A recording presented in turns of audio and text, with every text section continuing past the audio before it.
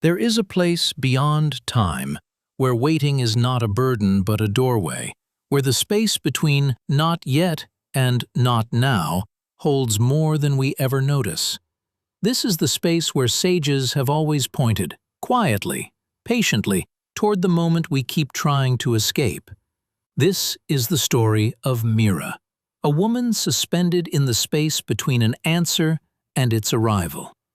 Her days had folded into a single, repeating motion, checking her phone, refreshing a page, listening for a call that hadn't come.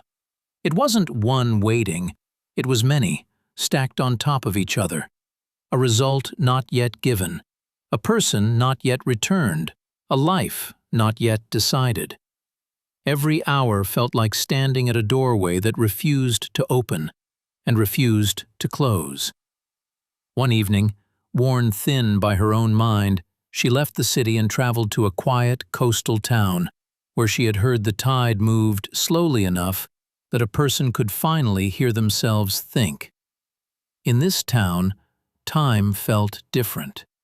The sea pulled in and out with no hurry at all, indifferent to anyone's schedule.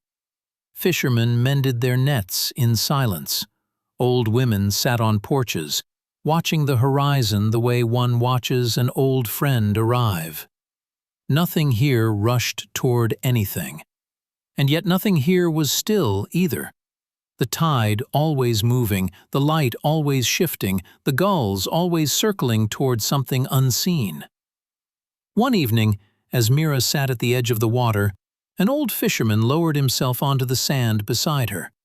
His hands were rough from decades of rope and salt, but his eyes held something unhurried, something that didn't seem to belong to any particular age. He didn't ask her anything at first. He simply watched the water with her. After a while, he spoke. "You're somewhere else," he said. "Even sitting here, you're somewhere else." "I'm waiting," Mira said, "for an answer, for something to finally happen so I can rest.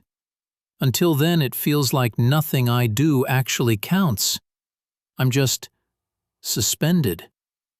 The fisherman nodded slowly, as if he had heard this exact sentence 1,000 times from 1,000 different mouths.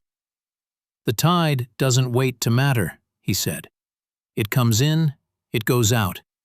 It never once asks permission to be real." In that moment, something in Mira loosened, just slightly. She understood. The waiting itself was never the problem. It was the belief that this moment, unresolved as it was, didn't count yet. That peace was being held hostage somewhere out past the horizon, in an answer that hadn't arrived. The sages had always pointed to this. Krishna spoke of acting fully while releasing the grip on outcome. The Buddha taught that clinging to what hasn't happened yet is its own quiet suffering. Ramana pointed toward the part of us that watches the waiting, steady, unmoved, never actually suspended at all. And in more recent times, teachers like Ramesh Balsekar reminded us that most outcomes are shaped by forces far larger than any one person's effort or worry, and that peace was never meant to wait for their arrival. The next morning, the answer Mira had been waiting for still hadn't come. Nothing about her circumstances had changed, and yet something in her had. The waiting hadn't ended, but it no longer owned her. She turned to thank the old fisherman, but the shore was empty.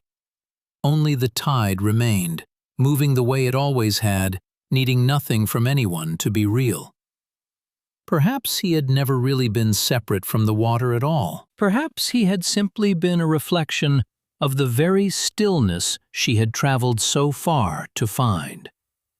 She left that town not with an answer, but with something quieter than an answer. The understanding that she no longer needed one to finally begin living. This is not just Mira's story, it is yours too. Whatever you are waiting for right now, a result, a return, a resolution, this moment exactly as it is not a waiting room outside of your life. It is your life. Nothing is missing from it, even when it feels like everything is. So take a breath. Let the waiting be here, without needing to end it right now. That quiet space beneath the waiting, that is where peace has been the whole time. If this reached you tonight, share what you're waiting for in the comments.